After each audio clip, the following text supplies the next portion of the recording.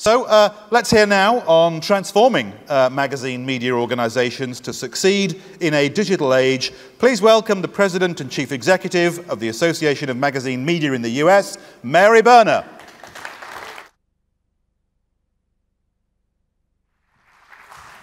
Thank you. Hello, everybody. I am delighted to be here to finish off this conference to talk about a topic that is clearly top of mind for everybody in magazine media, which is how do you transform magazine media companies? And by that I mean really transform, not incremental change, but how do you transform magazine media companies to compete for a digital age? Now, since this entire conference, it's been very clear that we're a time of constant disruption, we're a time of unprecedented change and opportunity. And driven by the huge adoption of smartphones and tablets and other devices that have yet to be invented, every single company in this room is looking for new revenue streams, is developing new business models, different organizational constructs and competencies, and that is necessary because everything is changing, and unless we change, then we're not going to succeed in the digital age. And the change is just beginning. Consider this. At the meeting 2 years ago, there were 3.5 million copies, digital editions of magazines distributed. In the first half of 2013, there are 10.2 million copies. Worldwide deliveries of tablets has grown in just 2 years from 60 million to 197 million. Consumer revenue is expected to grow from now into 2017 for digital magazines from $2.4 billion to $3.8 billion. And finally, advertising revenue is expected to grow from $275 million to $1.4 billion. So as we've heard throughout this entire conference, change is a constant. And there isn't a publisher across the world who doesn't understand or acknowledge now that we are no longer in the business of printing magazines. Instead, we're in the business of branding, of magazine brands. And as such, the traditional roles of publishers and editors and all the different roles that we've had in magazine media companies are no longer as relevant, or they may be relevant, but they're not the same as they used to be. As opposed to being traditional magazine editors and publishers, we're now expected to be brand experts, content creators, multi-platform content creators, digital strategists, integrated marketing specialists, and the lists go on and on. Now, there's an old saying that if you do the same thing again and again and you expect to get different results, that is the definition of insanity. And I would submit that for our business, if we think that we can have the same kinds of companies, the same cultures, with the same people, doing the same things, engaging in the same ways, and expect to compete, let alone succeed in the digital age, that is the definition of insanity. So what qualifies me to speak about transformation of companies? I'm not an expert on corporate cultures, I am not an expert on change management, and I am not an expert on employee engagement. But what I am is someone who has run publishing magazines and companies for over 30 years. And I have found myself, for better or for worse, in pretty much every situation I've had to lead through some sort of a transition or transformation. It started with TV Guide, which I started at TV Guide the day after Rupert Murdoch bought the publication for $3.5 billion, which was a lot of money even for Rupert Murdoch in those days. And he had huge expectations of transforming that franchise to take advantage of the explosion of cable television in the United States. I went from there to Glamour magazine, which had had kind of a flat trajectory in the previous years, but it was the cash cow of Condé Nast. So the expectation was that we would do something transformative to get it back on a growth path. That was followed I was appointed CEO of Fairchild Publications, which was purchased by Condé Nast. And the challenge there, the transformation, was to take it from a sleepy trade-only company to a trade consumer magazine company, along with an internet company, which we did. And finally, there was Reader's Digest Association, which is a $3.5 billion company that operated in 40 countries across the world. And it had declining revenue and share prices for years and years. It was then taken private by a private equity firm. And then I had to take it through a restructuring to get rid of the $3.5 billion worth of debt. And then my team and I started the process of transformation from a traditional publishing company to a digital direct marketer. However, we were stopped right in the middle of it when some hedge funds took over the company and decided that they would take it a different direction, unfortunately for Reader's Digest, because it didn't go so well. However, we did start that transition, and we did it successfully, as is evidenced by the fact that we doubled the share price after we emerged from our restructuring. So throughout all those experiences, my manager, the people that I worked with, and I saw that there were lots of common threads, things that worked when you transition companies, and conversely, things that don't work. And so for our purposes today, what I've done is put them into a bunch of tactics and strategies that I'm calling the secret sauce, which is the secret sauce to what you need to do to transform successfully a company through really any transitional time, but most importantly for us right now, in a significantly transitional time. And it's quite simple. It's to combine a business strategy with a culture and employee engagement strategy. Now, every company in the world, pretty much, in publishing has a well-thought-out and well-defined business strategy. We've talked a lot about it over the past couple days. It will get us from being traditional publishers to digital players. Fewer have stated cultural, employee, and engagement strategies. Now, those that have a combination, as I will show you, are more likely to succeed in transforming their companies than those that don't. Now, think about it. If all it takes is a great business strategy to transform a company, why is it that there are so many companies with so many well-thought-out business strategies, with lots of great tactics and strategies, often supported by research and help from the best consulting minds in the world? Why is it that so many of those fail? I would say it's because they haven't had the combination of business strategy and culture, employment, engagement strategy. Now, those companies that actually do it have some culture, spent almost no time on it. And I would propose that during times of transition, it is important to spend up to half of your time as a leader. And by a leader, I mean the CEO or the division head or the manager of a department. But if you're in a leadership role, up to half of your time focused on your culture and employee and engagement strategy, as well as your business strategy. And I'm going to talk mostly about the second today. And the reason for that is because culture is the glue that holds everything together. Culture guides discretionary behavior and picks up where the employee handbook leaves off. Culture guides our responses to customer service. Culture guides our decisions about whether or not to bring our ideas to our bosses, or whether or not to surface problems that happen. If you think about it, employees make their decisions pretty much 100% of the time on their own. And culture is the guide that tells us what to do when the CEO or the boss is not in the room. And having a strong culture that fosters deep employee engagement is critical. You can think there's an old saying, you ask a CEO, how many people work in your company? And they say, yeah, about half of them, which kind of isn't very funny, but it's true in some respects. So it's well, you think it's not funny if it's your company. So critical to have engaged employees. By engaged, I mean people who are attracted and inspired and committed and fascinated by their work. Because every bit of research will show that companies with engaged employees work faster, the employees work faster, they are more productive, they are more likely to hit their revenue targets, they are more likely to hit their strategic goals. So it's very important to have both the culture side and the engagement side.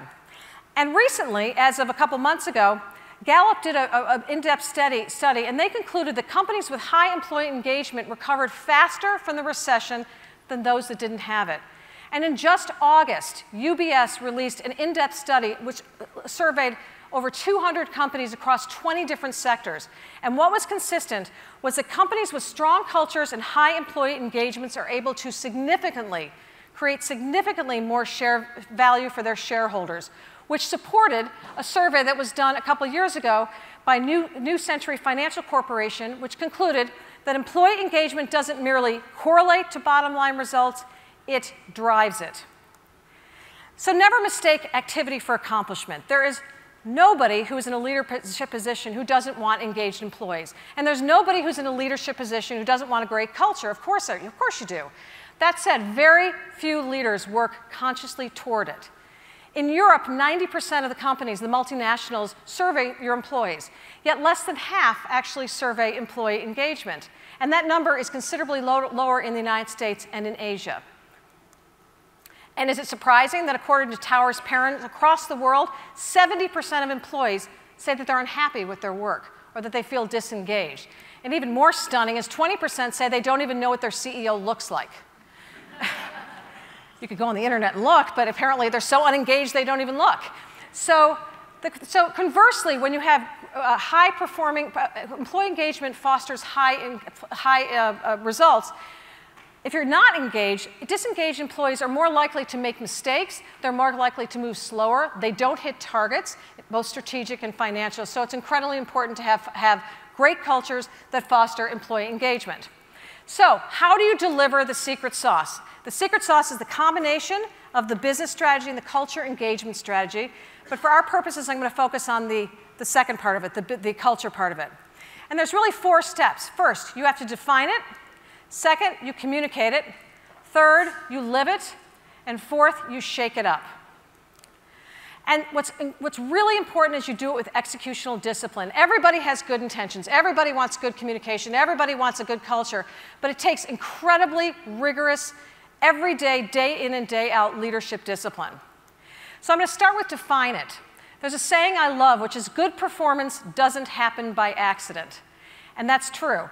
I have a mentor, Harvey Golub, who was the CEO of American Express and is credited with turning American Express around during the 1990s. And the best thing that he taught me is he said the first responsibility of a leader is to define your point of departure, where you are as a company, and then define your point of arrival.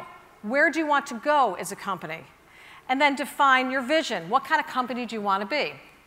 Then you collaborate with your management team and your employees, and you determine the kind of behavior. What kind of culture do we need to be in order to reach our point of arrival?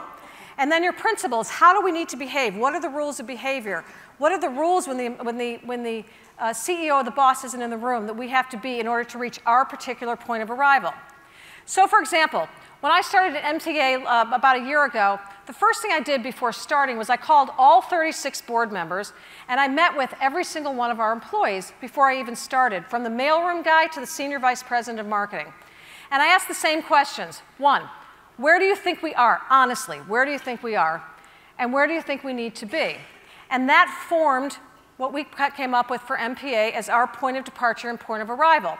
Our point of departure, a sleepy trade organization with declining member engagement and minimal impact on the US magazine media business.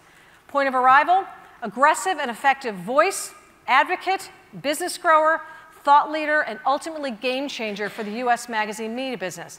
Now I have to point out, you have to be brutally honest about your point of departure, as we were here.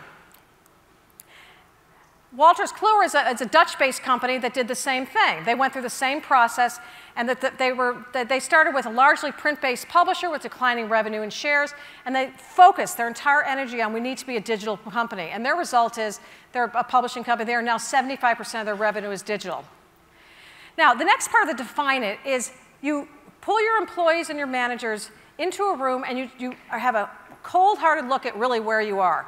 Now, in the larger companies, you can do it from a company of 5 people or 5,000. I've run both. The 5,000 people company, obviously, you don't put them all in a room. You can do it through a survey. And the smaller companies, you put them in a room. And you define, what are we? This was MPAs. We were reactive, unfocused, smart, complacent, old-fashioned, knowledgeable, and so on and so forth. Then what you do is you look at where you need to be. What do you need to be to reach your company's particular point of arrival? And then you debate that until you get to the very few cultural attributes that you absolutely need to be to hit your point of arrival. It's important to go through the process. It's not just some exercise, because the values that we had in traditional publishing, which were knowledge and experience, and now have become, we need to be fast, we need to be flexible. So when you go through that, you determine what they are. In our case for MPA, they were productive, proactive, passionate, accountable, committed, and knowledgeable. They can be anything, depending, but that will help us to reach our particular point of arrival. And then we debated and created our own principles for the way we would behave.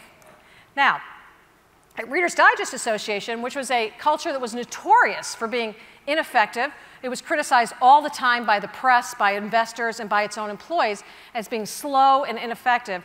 I pulled together a group of 14 leaders from across the world, 14 different countries, and we agreed that we needed to hit our particular point of arrival, which is to become a digital direct marketing company, that we needed to be fast, accountable, candid, and engaged, which in fact is the exact opposite of what we were before.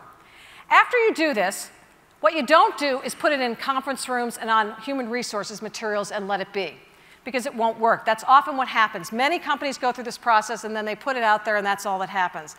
Which brings me to the second part of the strategy, which is communicate it. Show me a company with great communication and I will show you a great company.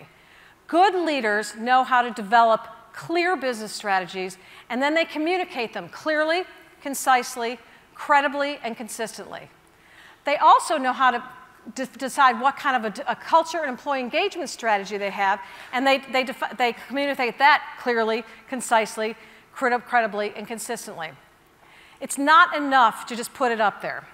And as importantly, you got to do it without corporate jargon.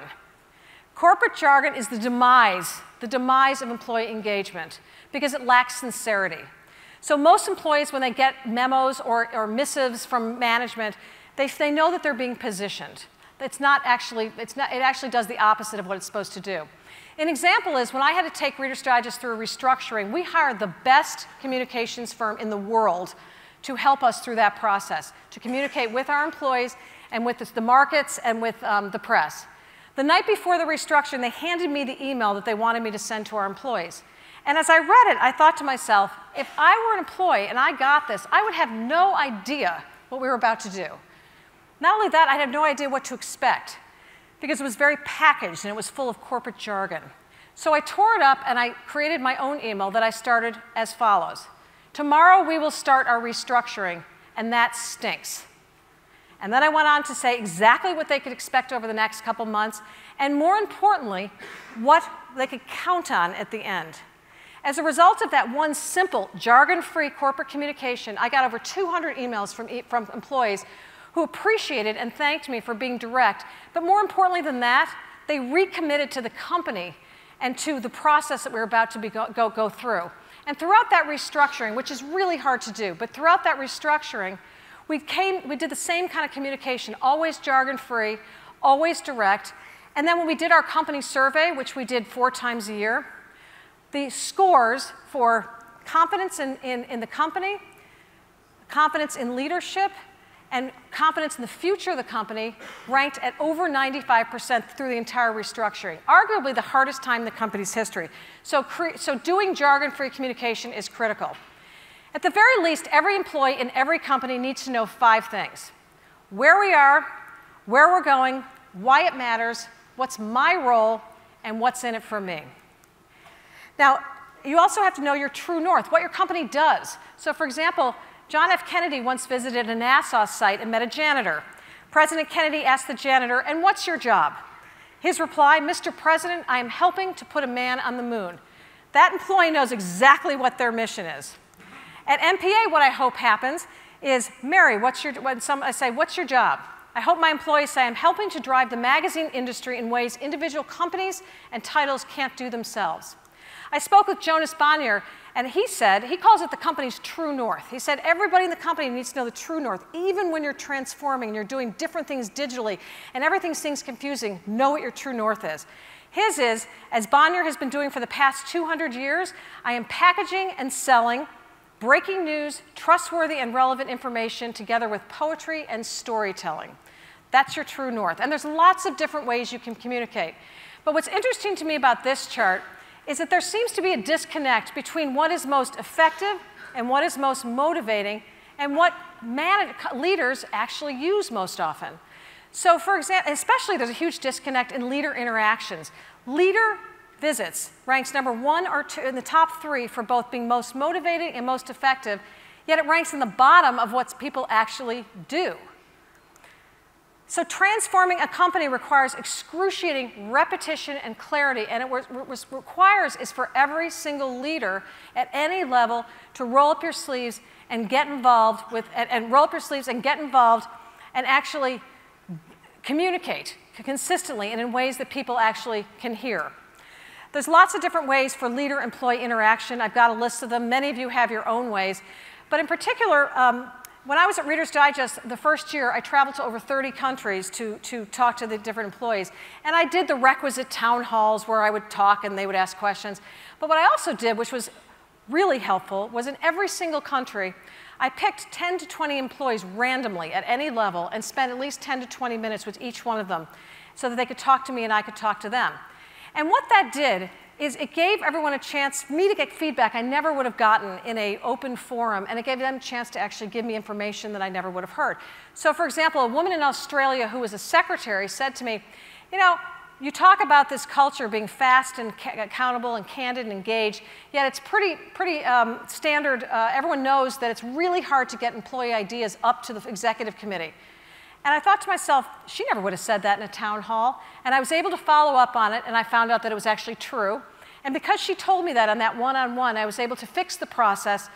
Consequently, many ideas came from employees all around the world, and we were a better company for it. There's other ways, of course. You can do small group breakfasts, lunches, town halls, walk-arounds, just walking around talking to people, intranet. A consigliere group, essentially, for us was a group of evangelist employees, people you could count on to evangelize what the messaging was from corporation. It doesn't really matter what it is. What matters is that it's a two-way street. What matters, and it's not talking to people, but you're also hearing what people have to say. So in every interaction that I or any of my executives have with any employee, we always ask the same 6 questions. What are we doing well? What are we not doing so well? What would you do if you were in my job? What do you think I should know that I don't know? Suggestions, and what's bothering you. And you'd be surprised in the kinds of things people will tell you, but what's really important here is that you must follow up on each and every suggestion, comment, gripe, or comment. It is a pain. It's a lot of work. Good Lord knows, I responded to things personally like, Mary, what are you going to do about the goose poop in the parking lot? To matters of huge strategic importance. But there's no better way to kill employee engagement than for a leader to ask for feedback, an employee to give the feedback, and then for nothing to happen. Word gets out, and your employees will not trust you, and they will not be engaged anymore. And conversely, this is what, when we would communicate, what we would make sure to always communicate. Here's where we are, here's where we're going, this is why it matters, here is why you matter, and here is what's in it for you.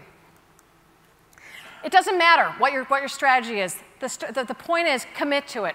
Decide how many times a week you're going to do each one of these things. I suggest it's higher in times of big corporate transformation. And then calendar it, commit to it, and measure it. Calendar it, commit to it, and measure it. And work it into your processes. Without working it into your processes, it doesn't happen. It just becomes good intentions. So for example, every place I've ever worked, I've worked a process where I'd have employees, where I have my assistant give me a list of all the new employees from around the world on my desk that morning. And I would call each and every one of them, as would every manager between me and that employee. So can you imagine being an employee somewhere in your company and you're getting 8 phone calls from people between you and the head of the company? It sets a cultural tone of engagement on day one.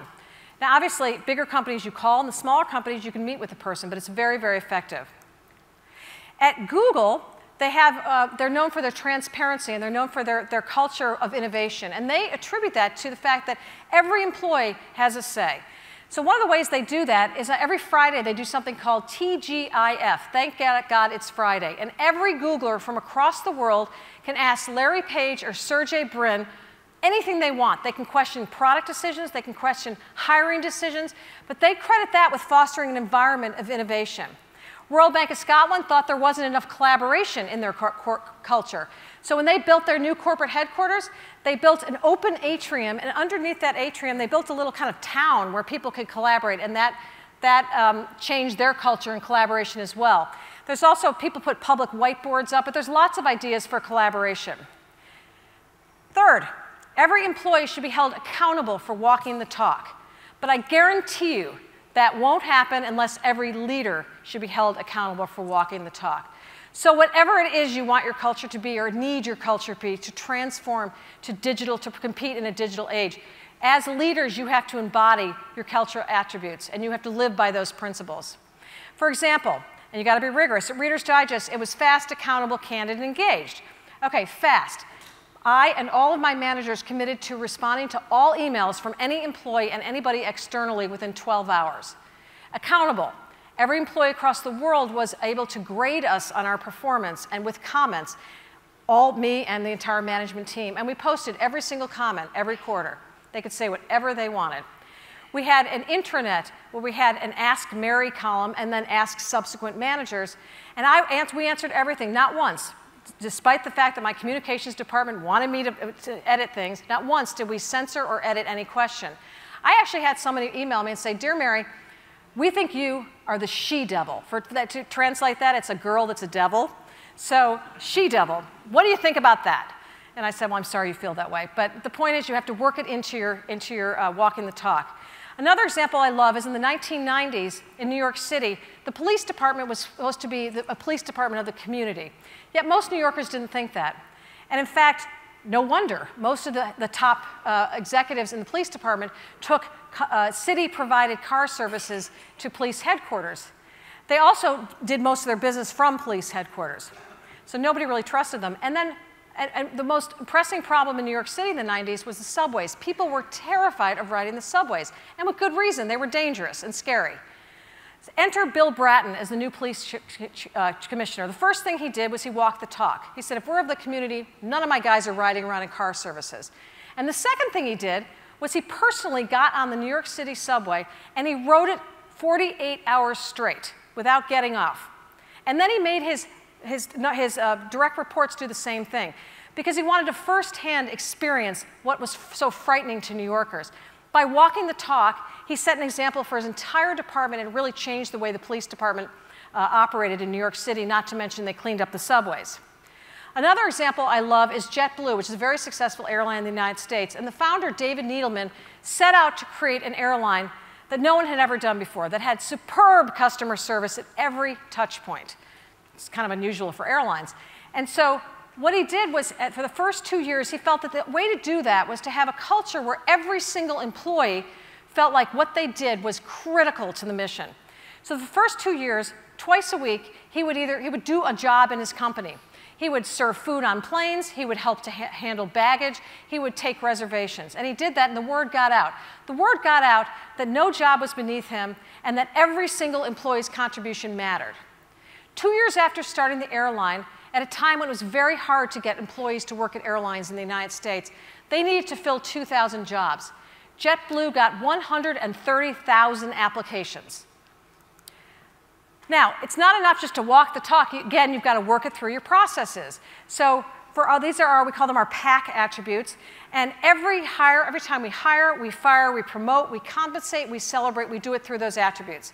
So recently, we were looking for a mid-level person in our finance department, and we had 2 finalists. One had a tremendously more experience than the other one, and it would have been very easy to hire her because it would have been easier, wouldn't have to take the time to train, and it would be instantly operational. However, the last part of the process is we put the 2 candidates through this process, and we looked at them against these attributes. And the lesser of the 2, the one with the least amount of experience, actually fit the profile much better. And because of that, we ended up hiring her. And you know what? Turned out to be a rock star. It was the right thing to do, and you have to make those decisions. Conversely, as Peter Kreisky said the other day, you've got to let go of the people that don't fit in. It's not only will they not help you move forward, they will hold you back. The best example I ever heard was Zappos, a very successful shoe internet company with a wildly crazy culture. The guy that started, Tony Hirsch, does something kind of controversial. He offers you a job, and then he bribes you to not take it. So he says, Mary, I've offered you this job. Now here's $10,000 if you don't take it. And the reason he does that is because he wants to make sure that he has only really passionate people working in his company. And it translates into performance. It's a very, very highly performing company. So finally, the last part of the secret sauce, if you will, which is shaking it up. By shaking it up, what I mean is to do something that is surprising or bold, to do something to either make a point about your culture or to further engage your employees. And you do it with a purpose. This is a picture of a bunch of Reader's Digest executives, I am the witch in the middle, from across the world. And this is at the end of a very, very long day in the middle of restructuring. We've been working for months, every single weekend, and tempers were fraying. People were not working as a team. People were getting tired. At the end of that meeting, it happened to be Halloween in the United States, we gave everybody a box and we said, put on the costume. As you can imagine, they were not particularly thrilled. They put on the costume, we put them in a minibus, and off we went.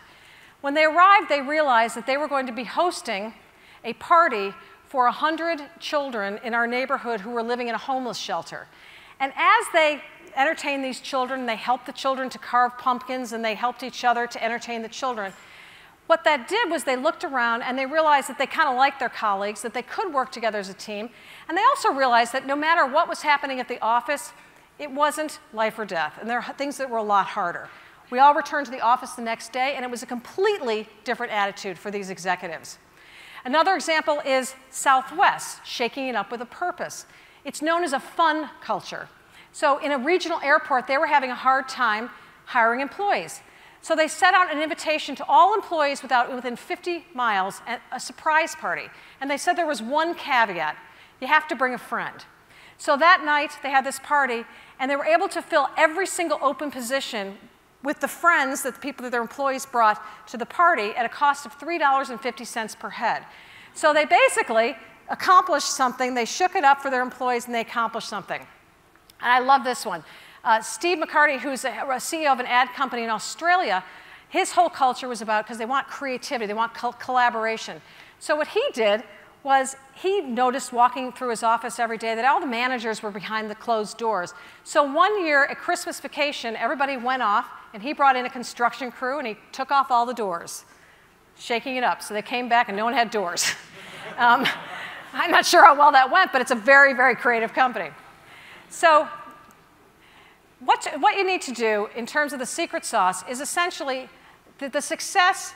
Obviously, you all have your own business strategies, but the combination of having a well-thought-out business strategy with strategies and tactics and milestones and deliverables goes without saying.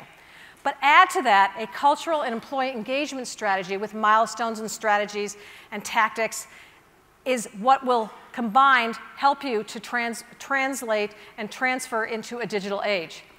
The employee engagement and the culture part is quite simple. You define it, you communicate it, you live it, and shake it up. What's not simple at all is executing, because it requires enormous discipline, it requires enormous focus, and it requires enormous commitment from the leadership. Good performance doesn't happen ever by accident, and nor do great cultures and engaged employees. Thank you very much.